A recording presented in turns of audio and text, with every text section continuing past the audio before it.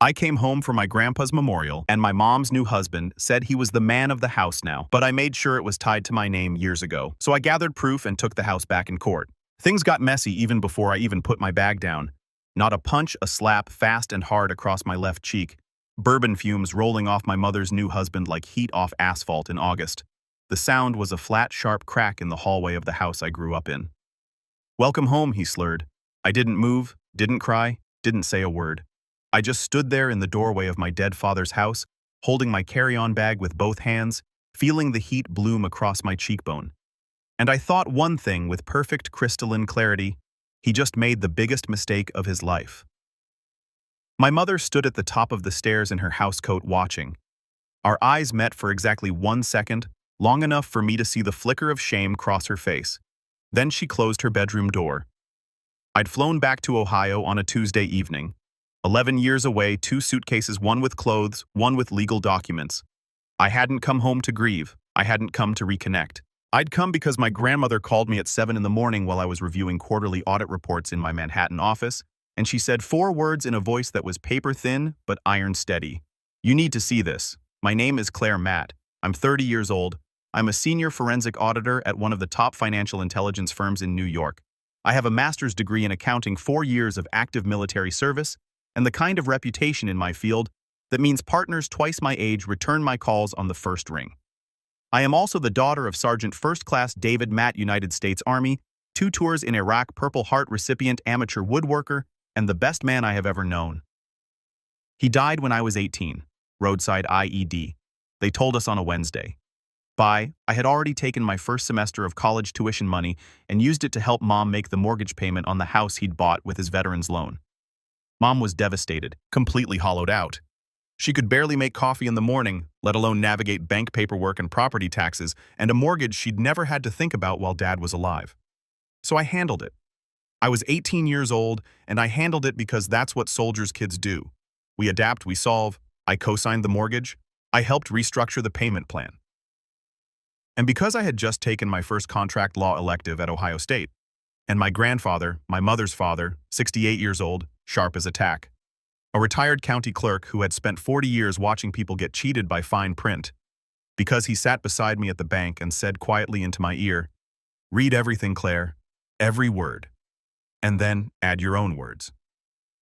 I added a clause, a military service clause, standard language actually borrowed from a VA housing document Grandpa had saved in a binder labeled, "Keep Forever." The clause stated that if I was on active military duty, any transfer of my ownership interest in the property required my explicit written consent notarized, filed with the county. I served 4 years, never gave consent, never even knew I needed to. I put the original documents in a fireproof lockbox in my grandmother's basement when I left for basic training at 19. I forgot about them the way you forget about insurance policies, trusting that they exist, trusting that you won't need them, trusting that the world won't require you to use them. The world required me to use them. The flight from LaGuardia to Columbus took 2 hours and 11 minutes. I know because I timed it sitting rigid in my window seat, watching the flat Ohio farmland expand beneath me like something being unwrapped. I hadn't been back not once in 11 years. Not for Thanksgiving, not for Christmas, not even when Mom married Rick Carlton 3 years ago and sent me an invitation with a note that said, "Please come, it would mean so much."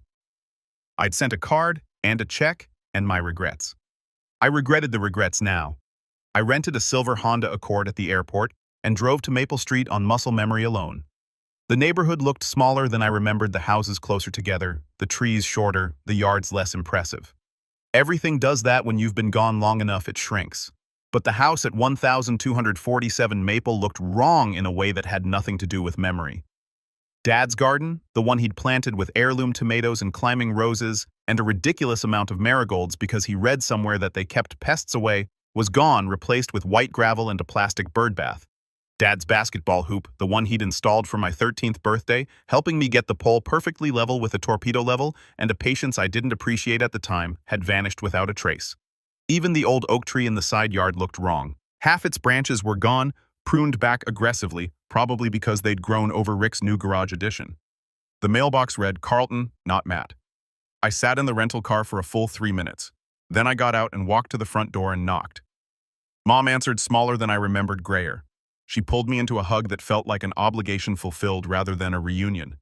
And over her shoulder through the open hallway, I saw what he'd done to the inside. Dad's recliner reupholstered in camouflage fabric.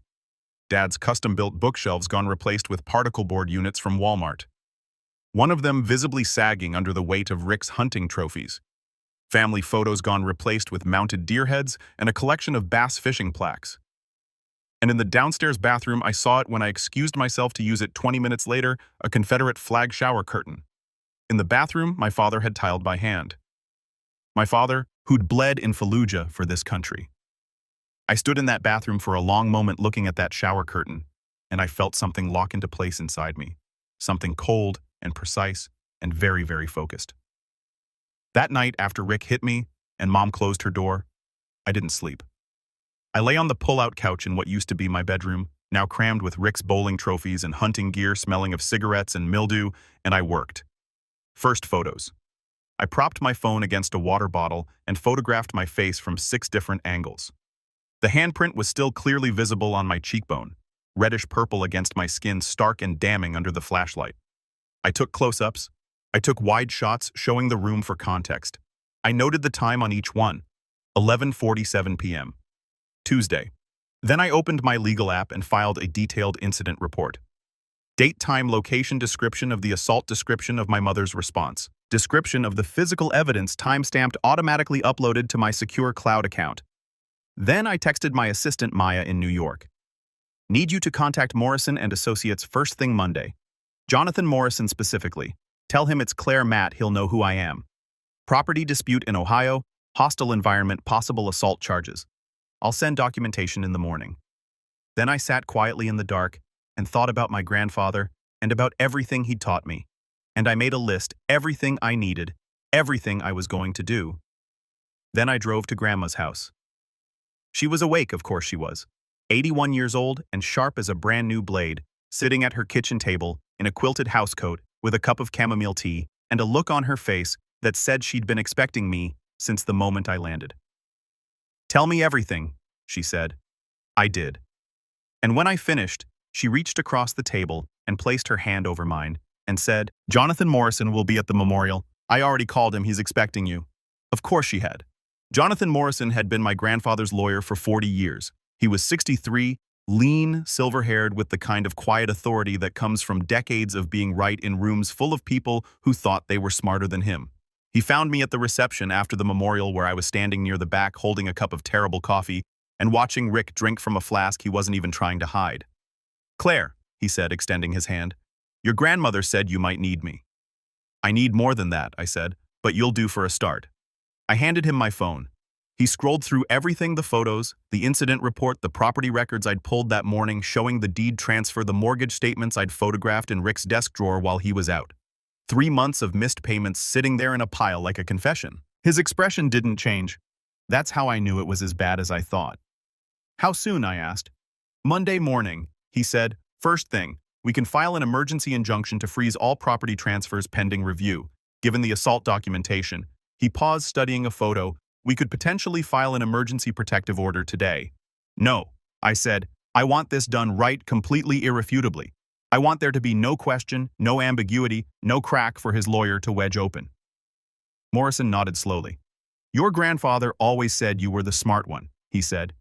He was right about most things. I said, tell me what you need. What happened next was 4 days of the most focused, methodical work I have ever done in my life.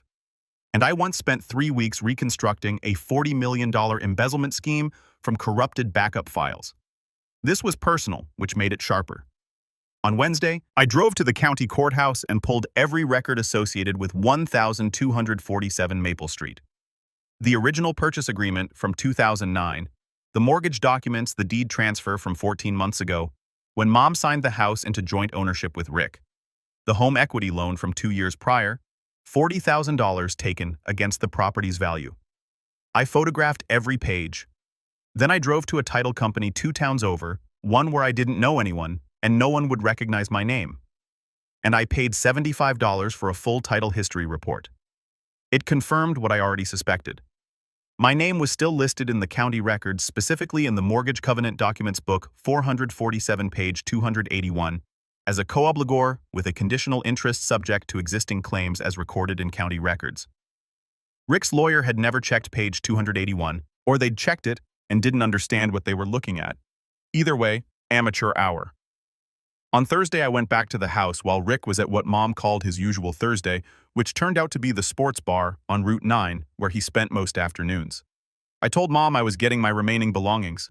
She stood in the doorway of the kitchen and watched me with an expression I couldn't quite read. Guilt maybe, or something older and harder than guilt. I went to Rick's office, Dad's study. The custom built-in shelves Dad had spent an entire summer constructing cherry wood dovetail joints perfectly level were gone. Crowbar marks gouged into the original plaster where they'd been ripped out. Rick had replaced them with a particle board unit from Walmart, one shelf already bowing. Rick's diplomas hung where Dad's service photos used to be, an associate degree in business management from an online college, a forklift operator certification from 2009. His desk was my grandfather's desk. Dad had spent 3 weekends refinishing it, stripping back decades of old varnish and bringing the walnut grain back to life. It was now covered in cigarette burns and drink rings. I photographed everything. Then I opened his filing cabinet with the key I'd found tucked under the desk blotter. Rick was not, it turned out, particularly creative about security. Inside, pawn shop receipts organized by date rubber-banded into quarterly stacks. A receipt from Buckeye Pawn on Henderson Road dated 14 months ago. 1 military medal Purple Heart gold detail, $50. $50, my father's Purple Heart. $50. I photographed every receipt. There were 31 of them. Dad's combat knife, $35. My grandmother's pearl earrings, $40. A coin collection my grandfather had spent 40 years assembling, $200 for the lot. Behind the receipts, mortgage statements showing 3 missed payments. Property tax notices overdue by $2,200.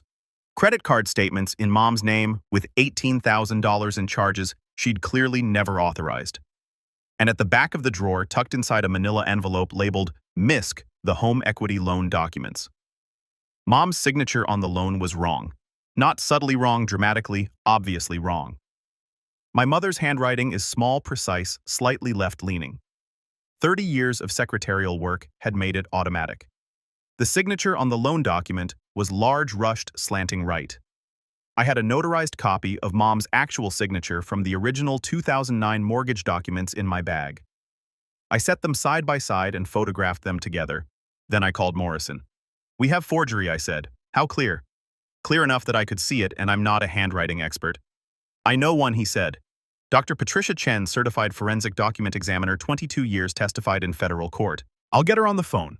By Friday afternoon, Morrison had assembled what he called the cleanest property fraud case I've seen in 30 years of practice. Those were his exact words. He said them quietly, professionally, with the same tone other people use, to say, "This patient has 6 months to live." Precise, final. Here is what we had. The original mortgage documents with my co-signing clause still valid, never released, never acknowledged in the deed transfer. The forged loan application confirmed in writing by Dr. Patricia Chen, who reviewed the signature photographs and provided a 2-page analysis concluding with the phrase, "It is my professional opinion to a reasonable degree of certainty that these signatures were not produced by the same individual." 31 pawnshop receipts documenting the systematic sale of family property. 3 months of missed mortgage payments. $2,200 in overdue property taxes. Time-stamped photographs of the assault on my face. A formal incident report filed through my legal app with GPS metadata confirming location. And because my grandmother was 81 years old and had spent 60 of those years watching people fail to prepare for exactly this kind of moment, copies of every original document from the original 2009 closing kept in a fireproof box in her basement exactly where I'd left them at 19. We filed the emergency injunction Monday morning at 8:47 a.m. Judge Carol Harrison, 26 years on the bench in Franklin County, known for a zero-tolerance approach to property fraud and elder financial exploitation, reviewed our evidence binder for 12 minutes. 12 minutes. Injunction granted, she said. All property transfers frozen pending full review. The defendant is barred from the property at 1247 Maple Street pending the outcome of these proceedings. She looked at me over her reading glasses. "Miss Matt, I'm also issuing an emergency protective order in light of the documented assault. If Mr. Carlton comes within 300 feet of you, he goes directly to jail." "Thank you, Your Honor." "Don't thank me. Thank whoever taught you to keep paperwork." "My grandfather," I said. She nodded once. "Smart man." We drove to Maple Street with Sheriff's Deputy Elena Martinez, 12 years on the force, recommended by Morrison as someone who had zero patience for exactly this kind of situation, following in a cruiser behind us. Rick's truck was in the driveway. Good. He answered the door in a stained t-shirt and sweatpants, a beer in his hand at 10:15 in the morning. He saw Martinez in uniform and Morrison in his suit, and something flickered behind his eyes. Not quite fear, not yet. Then he saw me, and it became fear. "We have a court order," Martinez said, stepping forward and presenting the injunction. "You've been served, Mr. Carlton." "This is," Rick said, but his voice had lost its volume. It came out then. "This is my house," Mr. Carlton, Morrison said pleasantly. "I'd encourage you to contact an attorney before you say anything further." I walked past Rick into the house. Martinez followed. Rick trailed us, escalating. "You can't do this. She abandoned this property. She walked away. I want a lawyer. This isn't legal." Until Martinez turned and said with the flat calm of someone who has said this approximately 4,000 times, "Sir, stop talking. Get a lawyer. Stand over there." He stopped talking. He stood over there. I went to his office and opened the filing cabinet and took out the evidence we'd already photographed. Then I looked at Rick standing in the doorway with his arms crossed and his jaw working silently. And I held up the pawn shop receipts. 31 items, I said, including my father's Purple Heart. $50, Rick? You sold his Purple Heart for $50. Those were, Lydia said I could. She couldn't. They weren't hers. Mom appeared at the top of the stairs. She'd been listening. I could tell from her face that she hadn't known about all of it, the receipts, the scope of it. She was gripping the banister with both hands. "There's also the matter of the home equity loan," Morrison said, addressing Rick with the same pleasantness a doctor uses to deliver a terminal diagnosis. "The one your wife didn't sign? The one with the forged signature." The beer can dropped from Rick's hand. It hit the hardwood floor and rolled, leaving a dark, wet arc. "The loan is fraudulent," Morrison continued, "which means the $40,000 was obtained illegally, which means in addition to the property fraud charges, we're also looking at forgery, wire fraud, and elder financial exploitation." "She's not elderly." "My client's mother is 63, Morrison said. "Ohio statute defines elder financial exploitation as targeting individuals 55 and older. She qualifies." Rick's face cycled through red, then purple, then something approaching white. "You can't." He turned to me. "You can't do this. This is my home. 3 years. I've been here 3 years. "You've been in it 3 years, I said. "That's not the same thing." I picked up my bag from where I'd set it by the door. "Here's what happens next," I said.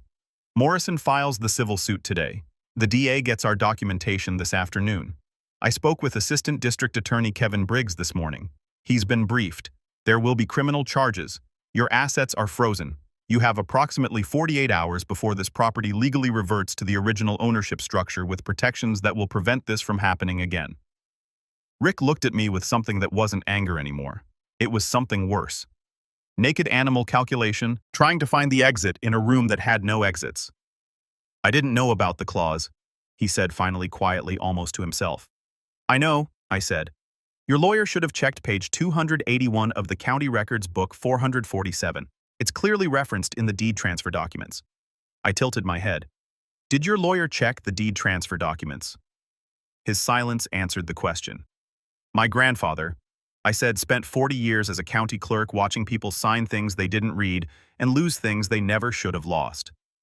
I picked up my bag. He taught me to read everything twice and then add my own words.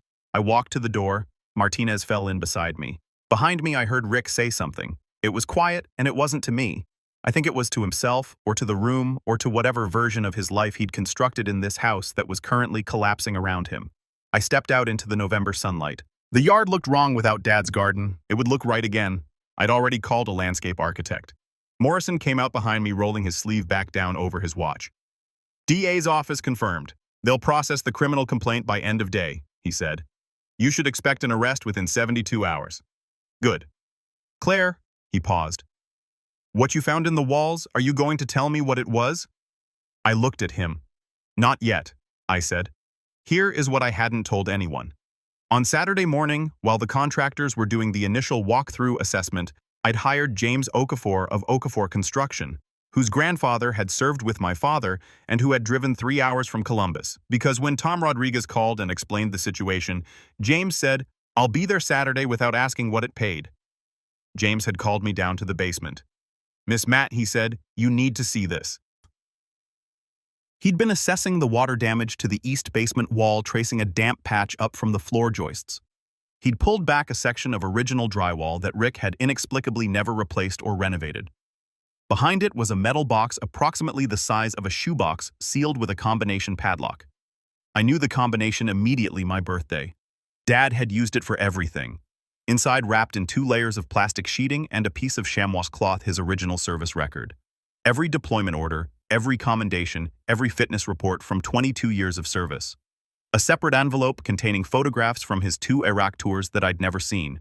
37 photos. Dad with his unit. Dad with kids in a village outside Fallujah who were holding up drawings they'd made. Dad sitting on a concrete barrier somewhere reading a letter, his face unguarded and tired and very young. A small velvet bag containing Mom's original engagement ring, the one she'd said was lost years ago, and her mother's wedding band, and a cameo brooch that had belonged to my great-grandmother. And at the very bottom, in a sealed legal envelope labeled "Claire for when you needed a letter." I read it standing in the cold basement while James quietly went back upstairs to give me privacy. And by the 3rd paragraph, my hands were shaking hard enough that I had to set it down on the workbench and press them flat against the wood until they stilled. I won't share everything he wrote. Some things are just mine, but I'll share this part because it matters. Claire Bear, I've set up protections. Your name is on documents your mother doesn't know about. Grandpa helped me. If something happens to me, don't let anyone take this house from her or from you. It's more than wood and nails. It's the proof that we were here, that we built something, that we did it right. Don't let anyone erase that. Also, the engagement ring in here is for you someday, when you find someone who deserves the kind of woman you're going to become. Stay tough, soldier. Love, Dad. Rick Carlton was arrested on Wednesday at 11:23 a.m. at a bar on Route 9 in front of 7 witnesses by Deputy Martinez and 2 officers from the Columbus PD. He was charged with forgery, wire fraud, elder financial exploitation, and assault. His bail was set at $75,000. He made bail. Then he violated the protective order by showing up at Mom's workplace. Then he threatened arson on camera outside the courthouse, which was, and I say this with complete sincerity, extraordinarily helpful to our case. His bail was revoked. He awaited trial from a cell. His lawyer, Bradley Simmons, called Morrison 3 times in 4 days, requesting a settlement negotiation. Morrison's response each time was the same 3 words: read the charges. Tom Rodriguez, Master Sergeant, retired Dad's squad leader, the man who had carried my father's body out of a burning vehicle in 2009, drove to Columbus on a Thursday and retrieved Dad's Purple Heart from Buckeye Pawn. He paid exactly what the receipt said Rick had gotten for it, $50. He drove to Maple Street and handed me the small velvet case across the threshold of Dad's front door. Pawn shop owner was horrified when he found out, Tom said. Practically pushed me out the door. I opened the case, looked at it, closed it again. Thank you, I managed. Your dad saved my life in Fallujah. Tom said, twice. This doesn't begin to cover it. He left. I stood in the hallway holding the case, listening to the contractors working in the living room. The sound of cherry wood being fitted into the original wall brackets. Built-in shelves being restored from the photographs I'd collected. Every measurement precise. Every joint tight. James appeared in the doorway, sawdust in his hair, a level in his hand. How's the fit? I asked. Perfect, he said. Your dad knew what he was doing. Yeah, I said, he did. The house took 4 weeks to restore. The hardwood floors were refinished to their original depth. The kitchen cabinets were rehung with proper hardware. The bathroom got new tile. Not Confederate flag anything. Every trace of Rick Carlton was stripped out, hauled away, gone. In the basement, James built a proper door around the hidden compartment. A real door flush with the wall with a brass handle and a small plaque that said, DMAT 2009 in clean block letters. Mom signed the papers. She filed for divorce. She started therapy with a counselor recommended by the county's Victim Advocacy Office. She was fragile in a way that made me furious at Rick and deeply complicatedly sad in a way I hadn't expected. We weren't okay yet, probably wouldn't be for a long time, but she was in the house, her house, with a lifetime residency clause that no future Rick Carlton could ever circumvent, written by Morrison, notarized, filed with the county, referenced in 4 separate documents in 3 different offices.